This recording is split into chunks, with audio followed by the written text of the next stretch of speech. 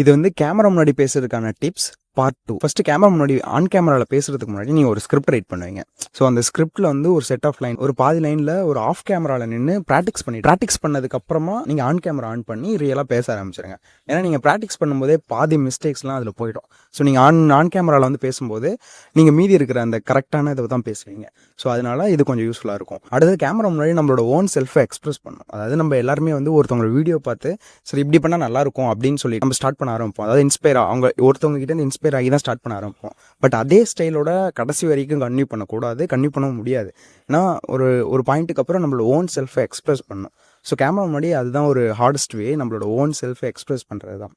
So நீங்கள் அவங்கள மாதிரி இவங்கள மாதிரி பேசாமல் உங்களை மாதிரி உங்களோட ஓன் செல்ஃபை கேமரா முன்னாடி எக்ஸ்பிரஸ் பண்ணுங்கள். ஸோ அப்போது பீப்புள் வில் அட்ராக்ட். ஏன்னா ஆல்ரெடி அவங்க பார்த்துருப்பாங்க. ஸோ பீப்புள் நீங்கள் அந்த சேம் ஸ்டைலில் உங்ககிட்ட பார்க்கும்போது அவங்கக்கிட்ட கிடைக்கிற வைப் கிடைக்காது. ஸோ அவங்க முன்னாடி நீங்கள் யார் ஸ்டைலில் காப்பி பண்ணீங்களோ அவங்கக்கிட்டேருந்து கிடைக்கிற வைப் தான் பீப்புளுக்கு கிடைக்கும்.